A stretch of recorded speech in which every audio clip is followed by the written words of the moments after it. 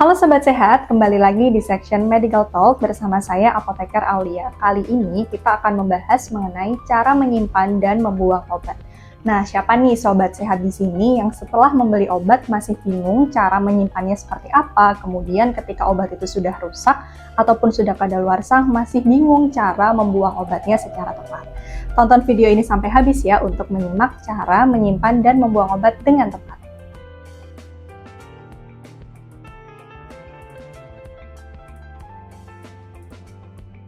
Nah, sebelumnya kita akan berkenalan dengan bentuk-bentuk sediaan obat. Saya yakin Sobat Sehat di rumah sudah familiar dengan bentuk-bentuk sediaan obat ini.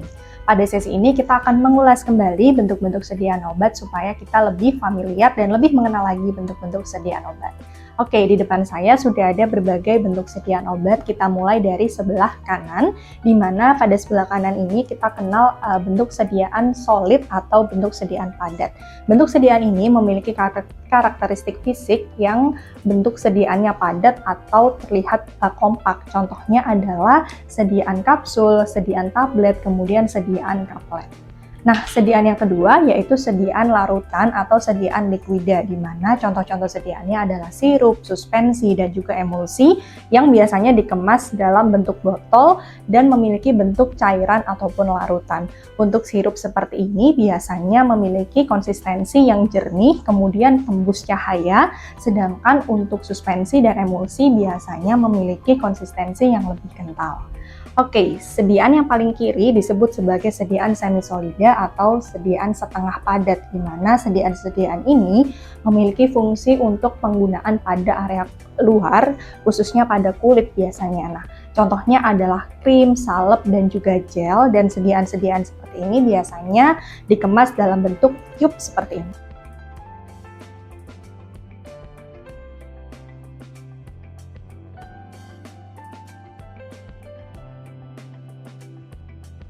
Nah, setelah Sobat Sehat membeli obat, entah itu dari apotek, swalayan, maupun toko obat lainnya, biasanya Sobat Sehat akan menerima kemasan obat, dan pada kemasan tersebut banyak sekali informasi yang dimuat di dalamnya. Nah, pada kali ini kita akan membahas mengenai apa saja sih hal-hal atau informasi-informasi yang perlu dibaca dari kemasan obat. Oke, di sini saya sudah memiliki satu kemasan obat. Nah, di sini yang pertama kita akan melihat dari berbagai sisi ada banyak sekali informasi yang dicantumkan di dalamnya. Kita mulai dari sisi yang sebelah sini dulu. Pada sisi ini dicantumkan tertulis adanya komposisi, kemudian ada bahan tambahan, kegunaan, aturan pakai, dan juga di sini tercantum nomor registrasi pada BPOM dan juga ada barcode BPOM. Nah, pada bagian di bawah ini menunjukkan bahwa produk ini memang sudah terregistrasi oleh BPOM sehingga Sobat Sehat tidak perlu khawatir.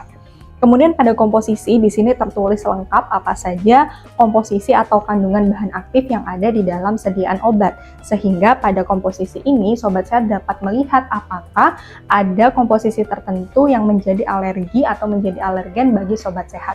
Ketika Sobat Sehat memiliki alergi bisa menjadi lebih waspada. Kemudian ada kegunaan. Nah, kegunaan ini menjelaskan manfaat medis atau efektivitas yang akan didapatkan setelah Sobat Sehat mengkonsumsi produk. Di sini tertulis bahwa kegunaan dari produk bisa membantu meredakan batuk dan juga memelihara daya tahan tubuh. Kemudian untuk aturan pakai, di sini Sobat Sehat dapat melihat bagaimana sih cara meminum obat ini atau berapa kali sehari nih harus diminum. Tentunya aturan pakai ini harus dipatuhi atau mengikuti anjuran dokter. Oke, setelah sisi yang ini kita berpindah pada sisi yang satunya. Pada sisi ini kita bisa lihat di sini ada peringatan dan perhatian, interaksi, kontraindikasi, dan juga efek samping. Pada bagian peringatan dan perhatian biasanya di sini tercantum informasi kondisi-kondisi yang harus diperhatikan apabila ingin mengkonsumsi obat ini. Misalnya di sini produk ini tidak bisa atau tidak direkomendasikan pada ibu hamil.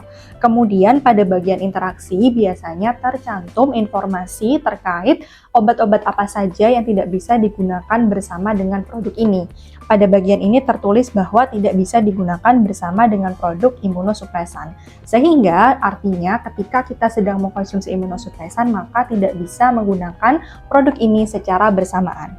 Kemudian ada juga informasi terkait kontraindikasi. Pada bagian ini biasanya tercantum informasi kondisi-kondisi apa saja yang tidak bisa mengkonsumsi obat ini. Contohnya di sini tertulis tidak bisa digunakan pada penderita autoimun, maka penderita autoimun tidak bisa mengkonsumsi produk ini. Kemudian informasi yang terakhir adalah efek samping. Pada informasi ini biasanya termuat informasi efek samping yang mungkin terjadi, tapi tenang saja tidak semua bisa mengalami itu, hanya menjadi concern atau kekhawatiran bagi kita bahwa ada efek samping yang mungkin ditimbulkan setelah mengkonsumsi produk ini. Kemudian pada bagian bawah kita juga bisa melihat alamat dari industri farmasi pembuat produk tersebut. Nah, selanjutnya setelah pada sisi yang sini, kita akan lihat pada sisi atas ada informasi terkait kode produksi, tanggal produksi, dan juga kadaluarsa. Nah, tanggal kadaluarsa ini penting untuk mengetahui kapan sih sebetulnya batas terakhir konsumsi atau batas kadaluarsa dari produk ini.